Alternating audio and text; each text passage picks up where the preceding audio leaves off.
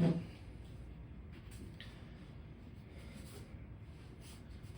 right, good evening. We are at the Key Largo Fire Rescue Station here in Key Largo, Florida. We are going to be interviewing a gentleman that is very renowned in this community. His name is Frank Conklin. Frank, thank you for being here. Hey, thanks for having me. So we want to just kind of pick your brain a little bit. Sure. And get some insight of how this fire department came to grips. Yeah. Well, I've been living in Key Largo since 1977. Sure. Went through Key Largo Elementary School, Plantation Key for a year, and then crossed the Coral Shores and graduated in 1990, and became an electrician in '92, and I got 32 years in the business as an electrician. Wow. So in 1994, fellow Bill Wiggins with the assist team wanted me to come and help out with that group. And that group, an assist team, was created many years ago to assist the fire department and the police department with traffic details, accidents, extra big details if there was a big event, road closures of the 18-mile stretch in 905 if there was forest fires and stuff like that, right. as well as get my feet wet. That's kind of cool. Not really knowing what the fire department was about. How would you get to be a fireman? And exactly. And that really story, you're here for many people. They just walked up on it. Right. There was an event and seen somebody extricating a car and like, hey, what are you guys doing? Hey, here's an application, and it pretty much the same story goes for a lot of volunteers in that era. And I was very good with being on Lake Surprise, Blackwater Sound and all that, and some of the firefighters, Mike Edgerton as well here, said, would you like to be on our water emergency team? Wow, that's great, because I know every inch of the upper Keys. So we did. So you're good in these waters? Oh, for sure, yeah. Okay. So we did a training, and how it really starts off is we went through the search and rescue and did a large training with their Zodiacs that they had at the time. And the one Zodiac that they just used as an extra for training, I said, when are you guys coming to pick this boat up? And they said, whenever you come out to fill up your application. Right. So as it evolved, I became a volunteer in the fire department in end of 1994. Still working with the assist team, but more or less growing into the fire service. The assist team that we had was a group of people, about 5 or 6 at that time. It was kind of an end of an era. Earlier when it started, a lot of the wives, friends, and significant others were all help out. It was a big family. Right. Even the mothers of grown fire chiefs were involved in the fire service. It was a family affair. Who were some of those fire chiefs? I mean, from the beginning. I mean, where did it all start? Well, we have Harry Davis, right. Dave Gow, George Leone. Talk a little bit about Harry Davis. Well, Harry Davis was our fire chief back in the early 70s, and he really, with the video that he put out some 40 years ago, really inspired us to do this video here, a series of videos of a lot of members throughout the Florida Keys, not just the little hallmark of Key Largo, but throughout how the Keys created the fire service, what it is today. We really built the foundation. Right. And Harry Davis was one of those. There's one of the stories that when you can look at the video, back then, because he was a black fire chief or a black person at the time, black young kid, they didn't have schools for blacks. Right. So he had to go to Homestead.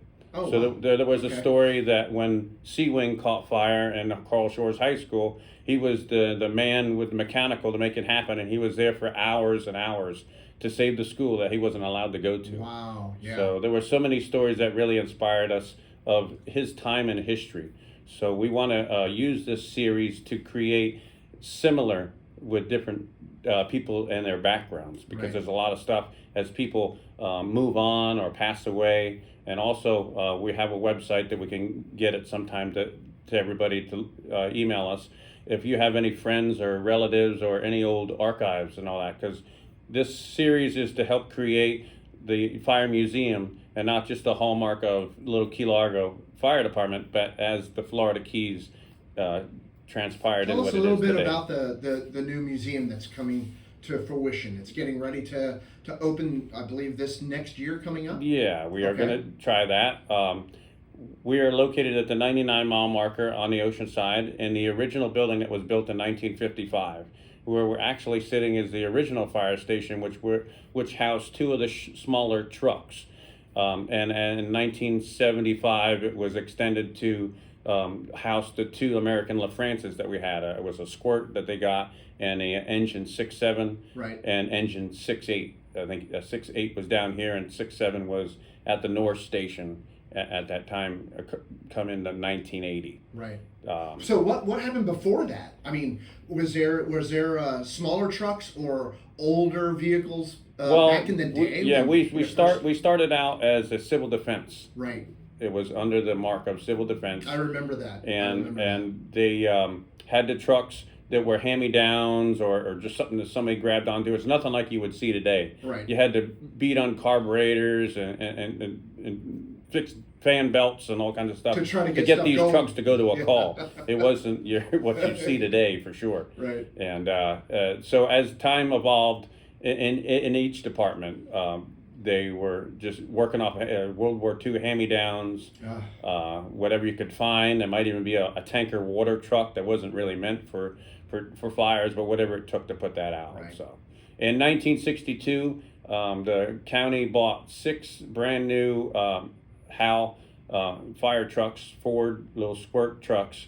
and we have one of the lasting trucks. Sadly enough, it's in disrepair where it probably won't hit the road again. It'll just be a I'd like to get some memory, pictures so. of that, and we'll put it on this video. Attach it to this video. For sure. Yeah. But each town got a fire truck out of that throughout the county, and they were all made of steel. A lot of the trucks nowadays are stainless steel and aluminum, so they seem to last a lot longer in the saltwater conditions. But there's a picture that's out there. The Almirado's truck was once out on a flat trying to get saltwater on a draft.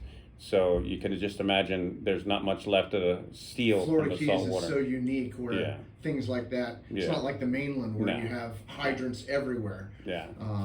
Man, that sounds. Well, even in the last 10 years, throughout different fundings and all that was created, we now almost never use the salt water unless need be or a massive need of water. There's a big system that was put in throughout the Florida Keys with Florida Keys Aqueduct, and we have hydrants most every place to go. In fact, if a new business starts, one of their requirements is to add a hydrant in that area. So we're pretty well doused with things water. Have definitely evolved For sure, throughout the days or the years. Can you talk about the fire chiefs a little bit? I know you talked about Harry Davis. Who came after Harry? Well, I have to really look at the sheet, but there is a good pecking order. a pecking order, and I don't want to get them in the wrong spots. But we had Dave Gow, which was one of our fire chiefs at the time. He passed away a few years back, but he was very instrumental in building the fire department what it is to here today. And in 1980, when Port Boyganville was in its prime, it was a big development up at the 106. They were going to promise to build us a nice brick fire station with the slide up glass doors and everything like you'd see on emergency 911 or something. And that plan did not happen because the company ended up going bankrupt. So once again, we tried to get funding to get that even way back when in the 80s, and it just wasn't possible. But there's something special about Key Largo Fire Department, and probably a lot of other departments in their own way, that if you tell us no, okay, we take no, but we're going to figure out how to do it anyway. Right. So in 1980, up at Ocean Reef, there was a large airplane hangar that would house 4 trucks. And at that time, they were going to take down the airplane hangar and build Ocean Reef's first solid cement fire station. Wow, yeah. So Dave Gow took it upon himself, I'm sure with little disagreements from his wife at the time, Jane, to put a second mortgage on their house and use that money to create the slab and the crane services and all the other mechanical stuff to erect this metal building back up. Also dedication. Yeah. Wow. Yeah. Upper Keys Marine was a big key in that. David DeBuell and Dwayne Mayhew at the time was one of their big operators, and that's how this department and many other departments got stuff done. We had mechanical people that worked in hardware stores, gas stations, worked at Wheaton service centers. Yeah. began. Yeah. And sadly, we've pretty much lost that now because just how everything evolved. It's so expensive to live here. Right. Yeah, it's just hard to leave your job and as we did once years ago. Right. But what Key Largo did and a lot of other departments did is built the foundation for what we have throughout the Florida Keys today. Right. Unbelievable, man. I tell you, I was looking at some of the photos, and we'll show some of those photos here on this video, but I was looking at some of the photos and just remarkable, different facets of this fire department. I noticed there was extrication. Talk about a little bit of the facets of not just fire rescue. What brought me into the whole mix was meeting Bill Wiggins. Bill Wiggins was a salesman. The guy was amazing. He could sell you something that you didn't even know what it was. Right. He was that good of a salesman. So, but we're great friends, still great friends today, and brought me into the assist team. And there's nothing better than being in your truck with a little red light on the dashboard and going and helping people. So once I got into the fire service with the water rescue team, it just really opened the door to everything, like you say. Of course, you take that couple years to go through your 30-hour, your 40-hour, your 60-hour, which nowadays it's hundreds of hours to be certified as a firefighter. And now in most cases, if you're a firefighter, you're also an EMT or paramedic. Right. There's really, years ago there used to be ambulance and then fire, and it was separate, but it's kind of nowadays. Back in the heyday, though, it was, hey man, if you can come out of your house and help us throw buckets on the fire, that would be great. We really appreciate it. So at taking that time to get in to do the training to do the job, got checked out on all the fire trucks, ladder trucks, tankers, which is always a big thing. And then, like you say, on the bigger trucks, there's only a certain amount of people that are trained to do that. So they concentrate on people that they know can handle that. But the fire service started me off in the water emergency team, got into driving all the different trucks, because of the 18-mile stretch before they redid it with the cement divider, we were one of the largest usage of the Hearst Jaws of Life. The Hearst company would use us to train and test their new tools out. Of course, those are hydraulic. The hydraulic tools that do the Jaws of Life. So they used us to try their new equipment out because we had so much activity. Once the 18-mile stretch was rebuilt with the new bridge, it definitely knocked down our serious accidents with fatalities down to about 80%. Wow. It knocked that much work off. So we got into the extrication. We were one of in the top 10 of the extrication competition. We traveled throughout the state, and we were at that time we were the only volunteer department. Every other department was. So you were competing against other people in this other fire departments. That was it, career fire departments. Wow. Yeah. So, and then we got into the rope rescue, which is confined space, going down a side of a building. We have a training facility Monroe County operates that we trained off of that. A couple times we used the old 7-mile bridge and pitch and key. We did some rappelling and different training, rope rescue stuff over there. And then we have the couple times that we got deployed for hurricane release. We went over to Port Charlotte for Hurricane Charlie in 2005. The big one was in 1992, where Key Largo Fire Department actually ran the scene from Miami-Dade because Homestead was devastated. Our chief at the time, Ron Mobley, a lot of life lost. Ron Mobley was the and infrastructure. Oh, for sure. I mean, everything was gone, their trucks and everything. So Key Largo took what equipment they could afford to move that way, and we ran Miami-Dade Fire Station out of the McDonald's in Florida City. Wow. At that time, Ron Mobley, the fire chief, he also worked as a flight medic on air rescue, so he had the kind of partnership to know what needed to be done and help that out. But that was pretty big, 30-something years ago. How prominent are hurricanes here in the Florida Keys? We have a few a year. We've been lucky. Hurricane Andrew missed us by probably 8 miles on the stretch. Back then we had the wooden telephone poles with the X's in them. And Much damage? they would look like a lawnmower cut when you cut your grass when it's real high.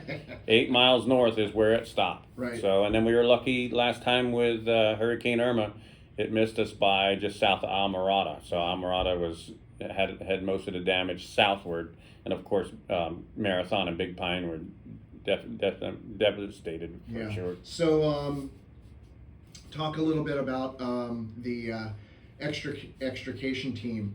A lot of high velocity accidents, I understand, here in the Florida Keys. People going bar to bar back in the day. Yeah, and, it seems that with the how hard was technology, it? it seems like in the modern times with the technology of vehicles, the computers, the airbags, the seat belts, so many safety features in the vehicles, it seems like we don't have as much devastation as we do. We still do, but not as high as we did before when nobody had seat belts or airbags or ABS. But some of the accidents that we had were just mind-boggling. They were just devastating to where, you just had to suck it up. You see stuff you don't want to see, people that shouldn't see, but you just do your job. That's what you're trained for, and it's and hard you do for that, a volunteer that's just coming out of their home to help out a community. For sure. Yeah. There's been times where we have to do debriefing meetings and all that and make sure everybody's okay, because we're in a tight community. Sometimes there's people that are involved that are friends or family or people we work with or know from the store. So, we all take care of each other. Right. So, is there anything else that you'd like to touch on, or? Well, what I'd like to do with this series of videos, like we talked about, is not just do it as a picture of Key Largo Fire Department, like a family albums, but is to really show the history of the evolution of the fire services throughout the Florida Keys. Everybody has their own story, and we're going to try to go from Key Largo south and create a series of videos for everybody to enjoy. That's awesome. So our next stop would be where? We could be Tavernier. Tavernier? Yeah. Okay. We have a few people that we're looking up to do interviews, and we'll go from there. Excellent. Anything more that you'd like to talk about or go over? No, we just hope everybody's happy as much as I am. I really took a big part in this. It became a big part of my life. The fire service is shortly, not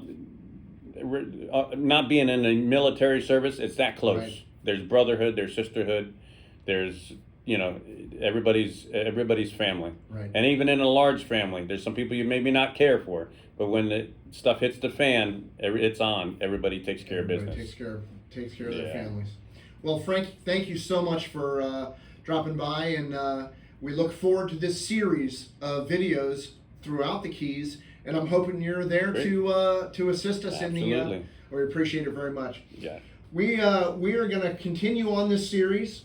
Our next stop is going to be Tavernier, Florida, and we're going to be talking to their fire chief or whoever is in charge over there. Frank's going to probably come along with us and have a good time. So, but for right now, we're going to sign off, and stay tuned to our YouTube channel. We appreciate it very much. Have a great day. You'd have to really see it, but what do you